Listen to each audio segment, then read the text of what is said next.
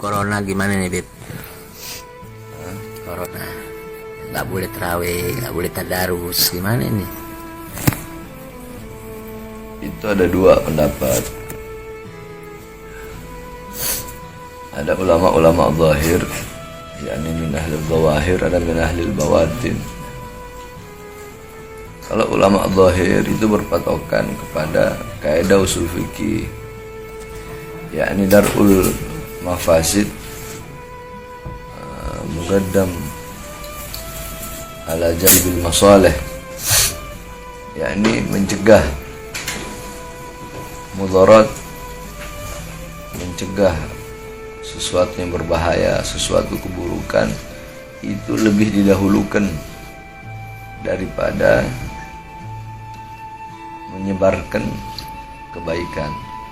Majelis taklim, sholat raweh di masjid itu suatu kebaikan, bahkan suatu amalan sunnah. Tetapi jikalau itu bisa menimbulkan suatu kemudaratan berbahaya seperti tertularnya virus atau wabah yang disebut dalam Islam dengan sebutan taun atau sekarang itu corona, maka mencegahnya itu lebih didahulukan. Nah, jadi tidak apa-apa selama kedokteran telah memberikan yakni telah memberikan peringatan bahwasanya di daerah ini wabahnya udah tersebar sekian sehingga tidak boleh berkumpul. Nah, yakni itu kaidah usul fikih yang dipakai oleh ulama-ulama zahir. Maka ya jangan sampai gara-gara satu yang membocorkan perahu semua tenggelam.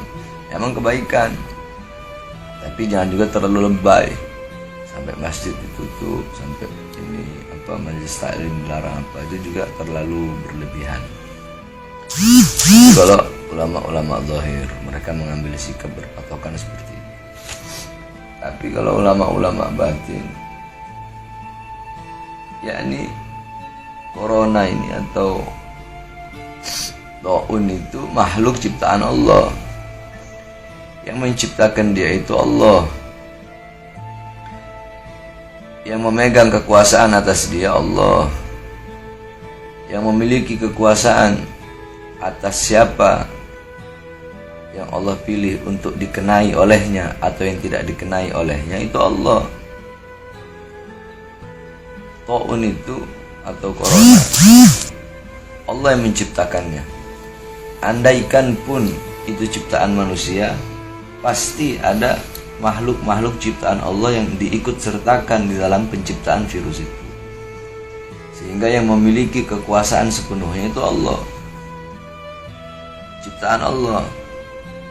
Yang memiliki kekuasaan atasnya Allah. Yang menghidupkannya Allah, yang mematikan virus itu pun Allah. Yang memiliki kehendak untuk memilih siapa yang bakal kena virus itu dan siapa yang enggak, Allah.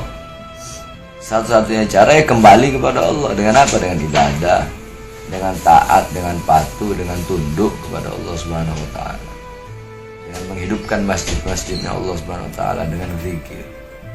Yakni kembali kepada Allah. Ketika seseorang kembali kepada Allah yang memegang kekuasaan atas corona itu, maka bagaimana mungkin si corona itu bisa mendekati atau memasuki, membahayakan orang yang kembali kepada Allah, yang dimana Allah adalah sang pemilik kekuasaan bagi seluruh makhluk, salah satunya corona tersebut. yakni idza khafa al-'abdu alayya, apabila seorang hamba itu takut kepada aku, maka akan aku tanamkan dalam hati makhluk rasa takut kepadanya. Yakni kalau ente takutnya kepada Allah, kembalinya kepada Allah, ya corona takut sama ente. Yakni ada yang penyakit yang lebih berbahaya dari corona. Apa itu penyakit yang lebih berbahaya dari corona? Hati yang lebih takut kepada corona daripada takut kepada Allah. Subhanallah, sallallahu alaihi Nabi Muhammad. Nah, bukan berarti ente juga pasrah. Udahlah, toh hidup mati di tangan Allah. Nah, dengan wabah seperti ini, ente juga harus ada ikhtiar, usaha agar tidak terkena. Sebab Nabi Muhammad mengajarkan itu, para sahabat mengajarkan itu. Bagaimana caranya ikhtiarnya? Dengan masker itu ikhtiar, dengan wudhu, menjaga kebersihan, itu ikhtiar. Tapi jangan sampai corona menjadikan ente sebagai orang yang suudon, prasangka buruk sama orang. Wah, ini dia kena corona, anak nggak mau dekati, nggak boleh. Jangan sampai corona menjadikan ente jauh dari masjid, jauh dari musola, jauh dari majelis taklim, jauh dari majelis zikir, jauh dari taat, jauh dari patuh, jauh dari sholat, jauh dari menyambung tali silaturahmi, jauh daripada membaca Al-Quran, jauh daripada takwa, jauh daripada musafahah atau bersalaman tangan. Banyak orang tak mau salaman, takut corona. Nah, padahal ketika seseorang itu bersalaman, di situ dosa-dosanya itu gugur.